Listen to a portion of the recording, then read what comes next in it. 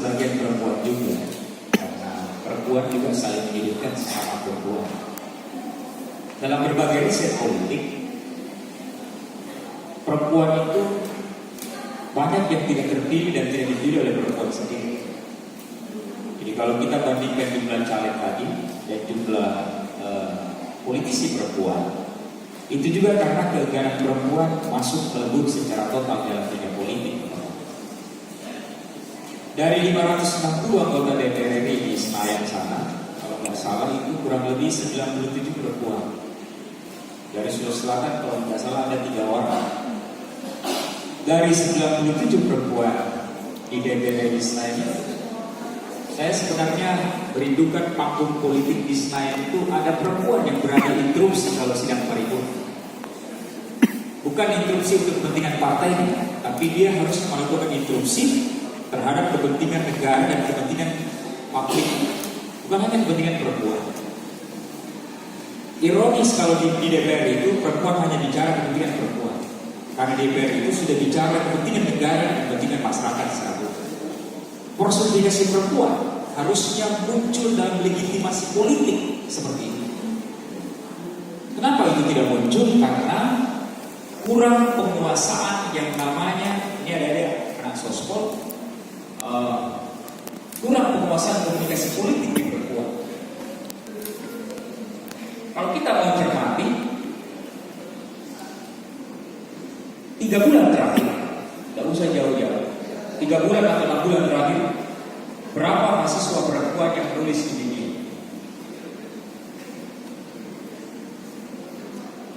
Itu pertanyaan menarik yang harus dijawab oleh teman-teman perempuan hari ini, termasuk ketua BEM perempuan. Kita juga tidak harus berbangga kalau ketua BEM itu perempuan.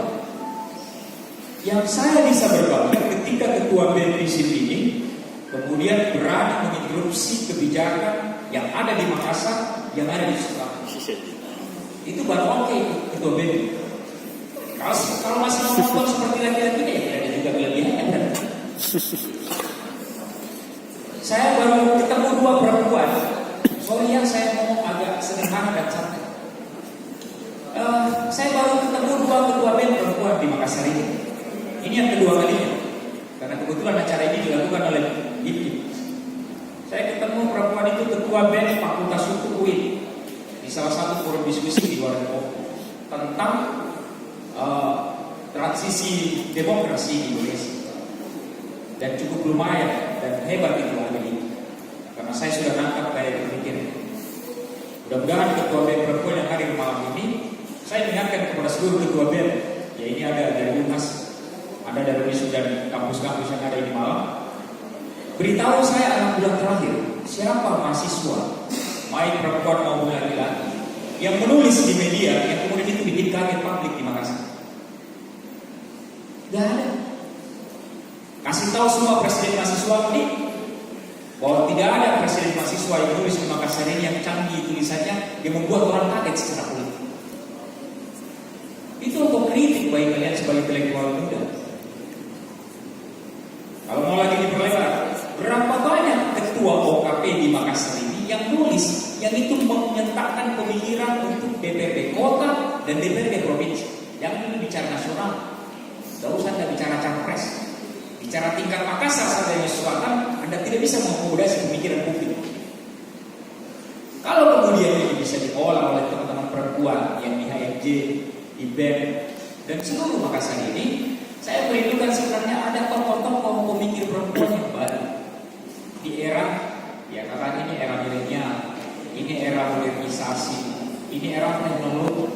Manfaatkan teknologi ini dengan canggihnya ini. Kalau ada kebijakan negara, baik skala lokal Makassar, skala provinsi selatan, skala nasional, yang tidak masuk dalam benak pikiranmu sesuai dengan kajian keilmuan kita di ilmu sosial dan ilmu politik, kenapa Anda tidak ngomong di media sosial? Daripada Anda chatting saja terus-terus, pamer makanan, itu apa tuh? Foto-foto selfie di depan bioskop, selfie dengan makanan. Ngapain? Latah. Kalau kemudian 6 perempuan hebat yang ada di depan sini, ya harusnya belajar Anda dari 6 perempuan hebat ini. Kenapa bisa jadi anggota KPU? Kenapa bisa jadi anggota Bawaslu? Kenapa bisa jadi anggota, sekarang jadi caleg perempuan, jadi pengurus di PAN? Kenapa bisa jadi kadin? Kenapa bisa jadi dokter perempuan divisi? Sekarang itu jurusan yang pemerintah. Kenapa bisa dia jadi moderator di sini? Sekarang pertanyaannya, dalam golongan sini perempuan sini, kebayang nggak? Anda sekarang sudah kalkulasi, Anda punya bakat di mana? Mau jadi dokter perempuan? Mau jadi anggota komisi di pemilihan umum? Atau mau jadi anggota Bawaslu? Atau Anda mau jadi pengurus partai politik? Atau Anda mau jadi kadin di IMN? Atau Anda mau jadi moderator? Atau jangan-jangan tidak ada pikiran sama sekali? Kalau yang hadir dalam ruangan sini kemudian pulang tidak punya cita-cita minimal 5, 6 perempuan yang ada di depan sini, Anda gak layak jadi perempuan bangsa. Dan lagi-laginya jangan Anda egois. Kalau Anda punya pemikiran, kasih tahu lah perempuan itu. Jangan nanti kau mengintimidasi perempuan baru kau kasih tahu. Kata alifim itu kalimat menyesatkan dan laki-laki.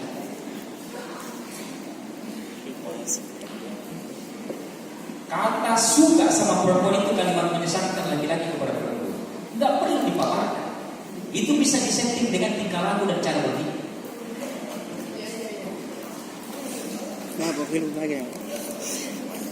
Jadi bagi saya ini, Anda harus berpikir keluar dari kotak Pandora atau keluar dari tempurung barat, atau berpikir seperti saya mau coba sebut ada 4 tokoh perempuan malam hari ini. Ada Cut Nyanti, ada Nyai Ahmad Dahlan, ada Nyai Sera, kemudian ada Opu dari Trisani. Pertanyaan menariknya, apakah Anda paham itu apa yang dibikin 4 tokoh perempuan yang saya sebut malam hari ini? Salah satunya tokoh perempuan Selatan yang di pahlawan nasional yaitu Opu dari Trisani, perempuan Tanggalu. Yang kemudian dari sejak muda, jadi kalau kita bicara tadi ini diskriminasi, sejak muda dia tidak dapatkan pendidikan hukum. Sejak kecil dia tidak mendapatkan pemikiran-pemikiran ilmu. Dia dapatkan apa? Ilmu agama. Karena dia berkecimpung di dunia tokoh-tokoh agama. Dia bersentuhan dengan itu. Nyai Ahmad Dahlan juga tidak mendapatkan pendidikan hukum secara baik dan secara benar. Beliau ketemu dengan tokoh bangsa karena suaminya adalah Ahmad Dahlan yang pendiri Perserikatan Muhammadiyah. Dia lebih ketemu banyak dengan tokoh-tokoh Muhammadiyah dan dia banyak tukar pikiran dengan tokoh-tokoh bangsa ini. Nyai Serang itu yang di Yogyakarta, dia adalah pahlawan, bukan hanya sekedar pahlawan, dia panglima perang. Sekarang pertanyaannya, siapa anak perempuan di ruangan sini atau di satu Makassar ini yang mau seperti Nyai Ahmad Dahlan, yang mau jadi Nyai Serang, jadi pahlawan atau panglima perang perempuan di zamannya, atau yang mau menjadi Opu dari Trisani? Sudah menjadi politisi perempuan sejak tahun sangat muda beliau. Dia belajar politik secara otodidak, tidak pernah lulus sarjana ilmu politik di sosmed. Kita yang sudah mungkin ada anak sosmed dan ada sarjana ilmu sosial atau ilmu politik, tidak ngerti-ngerti juga politik setelah lama. Jangan-jangan begitu kita cara berpikir kita. Hanya masuk kampus, kamuflase Anda kuliah. Hanya sekedar mengejar absen saja. Formalitas belakang Anda dapat ijazah. Ini banyak pengurus BEM di sini, pengurus himpunan, ada sekalian. Saya tamat SMA tahun 90 masih di UNAS di FISIP, jurusan komunikasi. Yang pertama saya cari adalah bagaimana perempuan bisa jadi ketua HMJ. Karena waktu saya habis jadi wakil ketua OSIS di SMA, yang pertama saya kasih buat perempuan jadi ketua OSIS. Dan jangan di perempuan itu ketua OSIS. Laki-laki mendukung perempuan, dia tidak ada diam tadi. Demikian juga sebaliknya, jangan dipersoalkan. Yang mau dipersoalkan, maukah perempuan itu melakukan inisiatif? Maukah perempuan itu berhadapan pemikiran dengan laki-laki? Beranikah dia melakukan interupsi kalau dia di DPR? Kalau nanti ada lulus di DPR, interupsi gini, yang diam-diam. Karena jumlahnya pasti sedikit, diam-diam penting. Kita malah habis. Itu jumlahnya perempuan di Senayan di DPR ini berapa? Jumlah anggota DPR ini berapa? Kalau nggak salah 560 ya. Berapa jumlah perempuan? 97. Kalau tidak ada bicara, tidak ada dikenal. Apa artinya itu? Perempuan tantangannya masih sangat banyak. Artinya kita butuhkan juga laki-laki memberikan ruang bergerak, memberikan emansipasi. Tapi tidak boleh selalu dikasih cengeng juga untuk diberikan persentase. Sebenarnya persentase 30% itu ya tanda petik kalau saya ditanya bukan tidak setuju. Menurut saya karena ini sudah reformasi, bagus jika perempuan itu mengusulkan 30% itu tidak perlu ada lagi. Supaya kita lihat pembelajaran penting perempuan itu berhasil atau tidak. 2. Singkat. Partai politik ya memang tidak memberikan ruang kepada perempuan. Rekening politik cara kemarin masih ada partai yang jam 12.00 di pendaftaran masih ada yang telepon saya jam 9 cari caleg perempuan. Pukul 12 ini pendaftaran sebentar malam tutup. Karena ada anggota perempuan yang mau jadi caleg. Weh, salah telepon. Kenapa saya pun telepon? Aduh, saya ini pengamat. Mana saya urus yang kayak gitu? Lagian jam 9, jam 10, jam 12 saya cari perempuan. Kacaunya partai itu. Apa artinya itu? Partai politik tidak berhasil melakukan rekrutmen politik secara baik di kalangan perempuan. Masa dia mesti cari-cari perempuan malam itu? Harusnya itu dia musiknya kapan? 5 tahun lalu. Termasuk nitip kepada partai-partai politik. Jangan cari-cari nanti 2-3 minggu mau pendaftaran itu. Akhirnya KPU ya harus juga tuh mendaftarnya pukul 00 semua karena ada yang kurang perempuannya. Karena kurang perempuannya istrinya dikasih jadi caleg. Karena kurang perempuannya tante, kurang perempuannya anaknya, kurang perempuannya ponakannya, kurang perempuan sepupunya. Akhirnya ada caleg di salah satu partai. Ya itu istri, anak, ibu, ponakan. Apa artinya itu? Ya tidak semua, tapi masih ada partai yang melakukan itu. Kenapa? Karena partai ternyata tidak siap melakukan rekrutmen politik perempuan. Itu kenapa? Dia main-main memainkan di sana. Yang terakhir, ya ada sekalian yang saya hormati. Ya dari pemikiran teman-teman kita yang perempuan malam hari ini banyak hal yang bisa kita gali dan kita ambil lagi. Karena waktu kita tidak mungkin membahas semua ini sampai ya ini kan belum tanya jawab. Saya nggak tahu Anda mau diskusi sampai kapan. Kalau saya tidak ada masalah, karena lagi-lagi tidak tahu. Cuma kan ya karena Anda juga sebagai panitia dan peserta yang memang selalu pengalaman. Harusnya Anda lebih rajin di sini daripada ini semua yang berbicara di sini. Saya terus terang saya jam bisa di panitia jam berapa? Jam 7.15. Setengah 8 ada di peserta dan ini udah belum nikah. Gak akan masih tuh yang mau dulu deh. Oh gitu nih. Oh iya balik. Alhamdulillah ya saya mantul sholat bisa lah dulu. Betul yang saya sudah prediksi tidak bakalan mahasiswa itu selalu disiplin. Sorry nah, kami mantan aktivis mahasiswa tidak seperti kalian yang bikin acara. Sorry nah, saya kasih memang Anda men-share jam 7, saya share komik undang jam 7. Tidak kasihkan akrab. Share nih. Nah karena jam 7, jam 9 itu artinya betul. Jadi saya mohon sekali lagi, Anda sebagai pengurus lembaga mahasiswa belajar disiplin juga kalau membuat acara. Kenapa? Itu leadership. Yang terakhir sekali, saya nunggu, ya ini tanggal berapa? Ini bulan 2. Saya nunggu sebelum bulan April, sebelum tanggal 17 April, ada perempuan yang tulis di ruangan sini tentang menghadapi pileg dan pemilihan presiden. Saya tunggu tulisannya. Kalau ada tulisan tak, kirim ke saya linknya supaya saya juga tahu bila Anda sudah mulai menulis. Ketua BEM menulis itu. Kalau Anda tidak menulis, tidak ada bedanya dari yang ketua BEM yang lalu. Saya tidak mau lihat Anda perempuan atau laki-laki. Tapi kalau Anda tidak menulis, tidak ada bedanya dari ketua BEM yang lalu. Saya butuh anak sospol yang berani menulis tentang sosial ilmu ini.